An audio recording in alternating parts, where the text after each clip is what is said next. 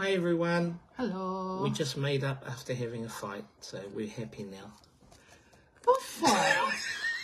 So we did Grow with Joe for 30 minutes. That's our workout. And I pushed just to see how far along we were. How many times you did Twice. it? No, you did it 3 times. Twice. What's this?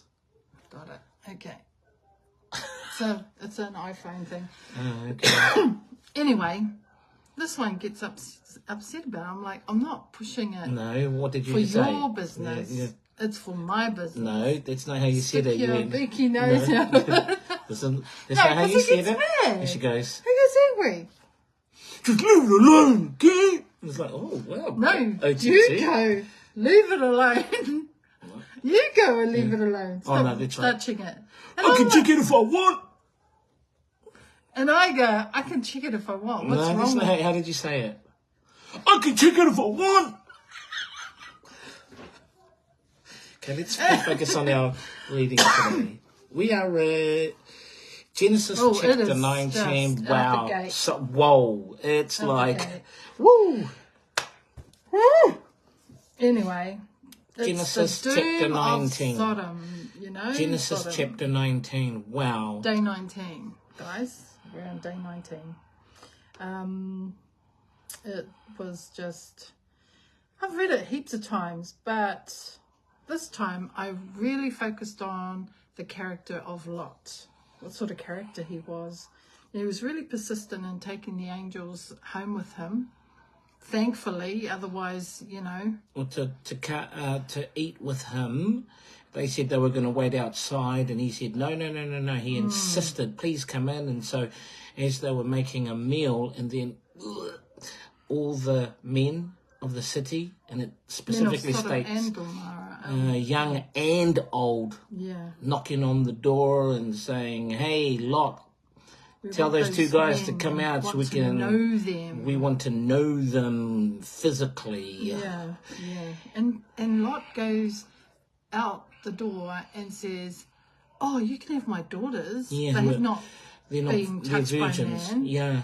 I was like, what sort of character would that man be to offer his daughters to the guys that were, you know, into... And so they go, nah, we're going to... And so he's coming outside. He closes the door behind him. They go to push past him, and then the angels pull him inside, and they blind all the men so that they're wailing around and they can't sing. And then it's like, oh... And then they're talking to him about the coming doom and destruction of Sodom and Gomorrah, asking him who's in your family, sons-in-laws, daughters. You've got to get out because God's about to wreak a destruction, rain down judgment on Sodom and Gomorrah. Didn't want to go. No, they thought he was joking. So when he's talking to them and they're going, he's joking. Again, what sort of character was he where that people didn't want to listen to him either? And then it talks about how even when the angels, of course there would have been, there was a lot of urgency, but he was sort of lingering. And so by the time it comes to morning, and they're pulling him along, saying, literally taking him and his daughters and his wife's hand. He did a lot of delaying. A bit of delaying. And they said, hurry up because we can't holding this. Oh, no, we can't do anything until you're safe. Yeah. And then Lot goes, okay, because they say, go to the mountains. And he's going, no. Can you please send me to a little town where there's only a few people? And they said, okay. And that's that town was Zoar. And then when he was, the judgment, blah, blah, blah, blah, and then, of course, the classic where the wife, oh, that's so sad. Oh, yeah, third time I've yawned. The revelation on... oh, yeah. Oh, yes. So she turned into a pillow. Well, there's 2, actually. Yeah. So, you know how the wife turns back from Lot? I just got one now. Remember, there's the verse about how the dog returns to its vomit? But then the other verse, how the Lord, there was someone coming up to the Lord in the New Testament and going, oh yeah, before I follow you, can I just go and bury my parents or someone? And that's when the Lord says, let the dead bury the dead. So in a way, well, to me, that's the correlation between that verse and Lot's wife turning back after they had specifically been told, don't turn back. She turned back, and hence being turned into a pillar of salt. Yeah, and she turns in regret, like having to leave. So, so he was a successful man before leaving Abraham, and then Mr. Lost it all. You know, It's interesting how the he Lord had was saying. servants, he had just as many cattle, and it's like the decisions you make. He ended up with nothing, pretty much. Oh, Well, and his two daughters. As it goes, would you call that rape? I mean, like, they raped him pretty much. Oh, no, we're not on that part, though. Oh, yeah. There's the part where there's about 2 or 3 verses where Abraham is just brought into the story to look down on the judgment and the destruction that happened. But an interesting part going back, how the Lord, because of Abraham, how he had mercy on Lot because of Abraham. So that was cool. And then Lot and his 2 daughters leaving the town because he was a bit afraid there. Then they went up and lived in a cave. And then the daughters having a discussion amongst themselves, like, you know, we can't have kids like normal because it was only them and their dad. And who knows what brought about that decision. Well, I think they wanted to sing their line. Yeah, their thinking was they were so isolated that I think they were never going to meet men. But it's contradictory when they had, you know, been betrothed to 2 men in the story, and I'm like, they took matters into their own hands. Yes, you know, like, very good point. They didn't have to, because from that were the Moabites and the Ammonites, and so the son of my people, Ben Ami. So the oldest sister saying, okay, cool, gets the dad drunk one night, gets Lot drunk one night, and then goes and sleeps with him. And then the next day, okay, my turn now. And then the younger sister going, okay, my turn. And then getting dad drunk again. And then they both got pregnant. The oldest daughter giving birth to the son, and you said again, that's the line through which the Moabites came, and Ruth at a future time. Yes, Ruth came from the Moabites. Yes, and the younger sister, and the Benami tribe of Benami coming from her lineage. But it talks about how Lot was so drunk that he didn't even know what happened, and we were having a little discussion about this morning, dear. The physical ability of a male being able to procreate if he was that intoxicated, because, maybe, you know how when you drink so much that your body is so relaxed, so how is one able to procreate? Okay, I'll just leave it at that. But yes, Friday night tonight. Had a good week. Had a great week, actually. Had a good day. Yeah. Went to a fundraiser, help Aorere College with their fundraiser. They had Manu Korero. So, wow, I'm seeing like a school teacher. No, because this is for my teeth, for my plaque remover. Yeah, I've got to find the charger. There's no charger, Brian. And we went to an awesome cafe this morning, which was a local cafe. It's at less than a 5-minute drive from home. So, eat local, support your local economy. Yeah, they're a hospitality course too, I think. Really good meals there. But yeah. What did you take away from today's reading, dear? My takeaway was about Lot and his character, and how we can make some dumb choices ourselves. You know, like I put myself in his shoes, not necessarily making the decisions he made, but yeah, everyone is fallible. Like, he just had these different thoughts about, you know, take my daughters, or his character, you know, like, did he lose everything? Doesn't really say whether he lost anything. But also God said about, there's a part in the chapter where God remembered Abraham, hence why Lot was saved. So all things worked to save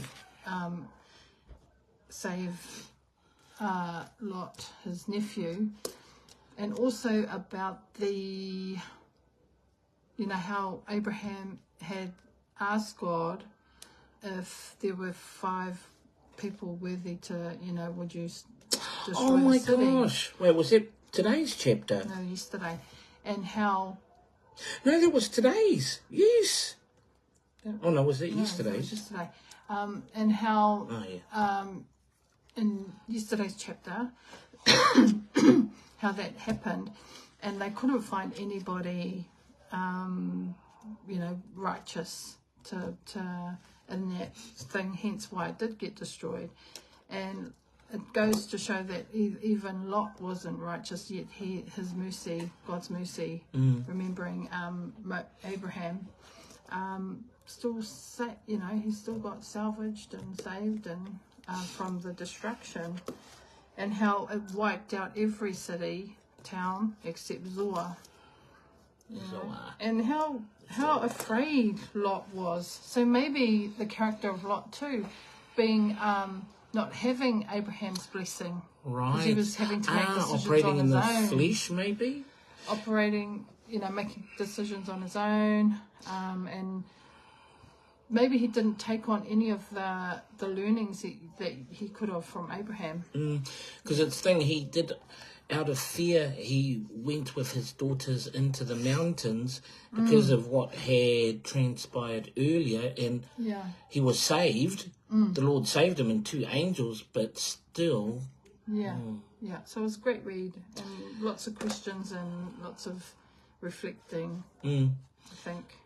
I was thinking a little bit, maybe it's a bit of a sidetrack, but here's a lesson about not getting too big for your britches.